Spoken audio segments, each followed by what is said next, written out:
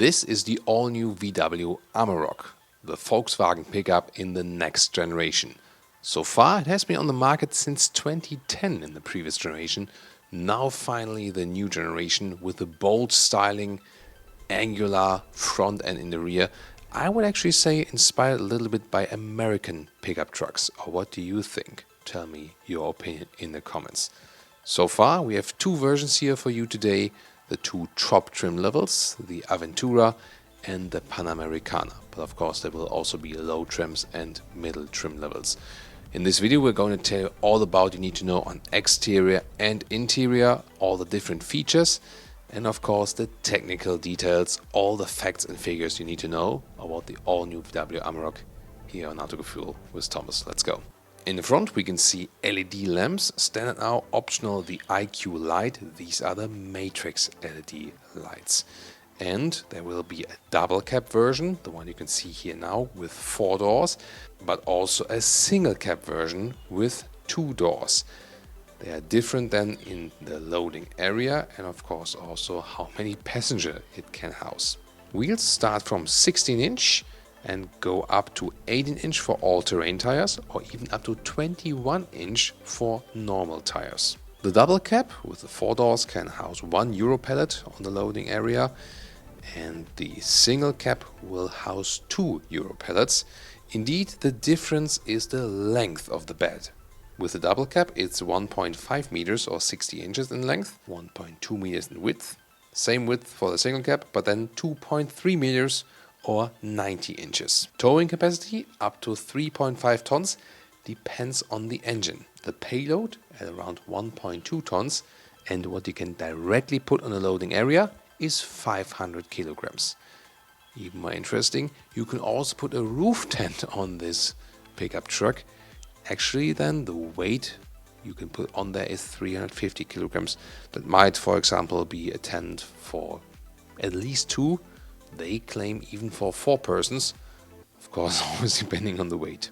The overall length is increased now at 5 meters 35 or 211 inches. That means 10 centimeters or 4 inches longer, and even more interesting, the wheelbase increases by 17 centimeters or 7 inches. So longer wheelbase or even more wheelbase than length increase, and that means shorter overhangs and also more legroom in the rear, especially then for the double cab version. The shorter overhangs also lead to better approaching angles, 29 degrees in the front, the descending angle is now at 21 degrees, and more off-road features or facts, 80 centimeters waiting depth, now a massive increase, now at 31 inches. Well, I think the styling works very well, especially at the rear with these lamps. And yeah, once again, I think really inspired by Ford pickup trucks and I mean, they are also working together, right? You know, especially in the commercial vehicle segment. Let's see if this has anything to do with it. But definitely the Amarok has been very well received in styling and I think this will continue right here. Especially also with these trapeze style wheel arches that has also been one of the characteristic elements. On the interior, all new. Really nothing to do with the previous generation. We can see this vertical layout of the screen and the digital instruments, always digital on the left, either 8-inch or optional, what you can see here, 12-inch. You can also see when you pick the different driving modes that you can see them on the digital instruments. This will be very interesting. More driving modes and also a lot of assistance systems here for this pickup truck. For this small pickup truck, you have to say, of course, the American sizes are always even larger, but it will be rather like a normal passenger car as for the drivability and the assistance systems. On the right side, the infotainment comes in 10-inch or optional 12-inch, the bigger one you can see right here. And also this vertical layout, I think even more inspired by American pickup trucks, isn't it? Apple CarPlay and Android Auto is standard equipment. There will also be a Harman Kardon sound system available. I would really be looking forward to that. As for the seating materials, they claim that they have worked on the ergonomics of the base seat itself. And then the lower trim levels will probably come with fabric seats. Have no exact info on that yet. The style trim level will come with microfiber seat. They call it Art Velour. However, the Panamericana and Aventura, here the top two trim levels, they will feature animal skin seats. And I mean, by a car that is newly released in 2022, that's of course disappointing. As for engines, yeah, they haven't announced an all-electric version, which is disappointing as well. They would rather go with the classic 2-liter TDI. Yeah, we all know that engine. 150 horsepower, 170 or 204, the latter than with the bi-turbo, the other one single turbo. And also a 3-liter V6 TDI with 250 horsepower. On the petrol side, 2.3-liter TSI 4-cylinder with around 300 horsepower. And the two bigger engines, or the most horsepower intense engines, so the 3-liter V6 TDI or the 2.3-liter TSI, these two will feature permanent all-wheel drive. The other one have all-wheel drive on demand, so you either have rear-wheel drive or you connect it then for the all-wheel drive.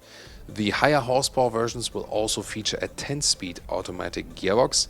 There will also be other automatic gearboxes available for the lower horsepower spec versions and also manual gearbox versions. For more off-roading, you can also use the transfer box. So what else can we see, for example, in the interior? It seems like they're using a mix of screens and digital controls, but also still a lot of real buttons and things you can really turn and press. And I think that's actually a good decision, also when you, for example, take a glimpse at the steering wheel and so on. So they represent us a mix of capacitive fields and real buttons. So I think in that case, they went for a good decision. Overall, it seems, some people thought the pickup segment would be dead, especially in Europe, for example. They're going to revive that now. Of course, we all know that in America, in the US, it's, one of the most popular segments still. They will not release the Amarok in America as far as the plans go at this moment.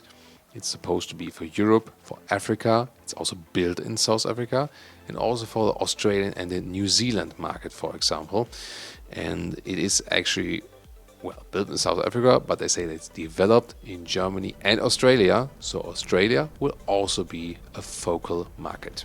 So tell me what you think about the all-new VW Amarok. Looking forward to your comments.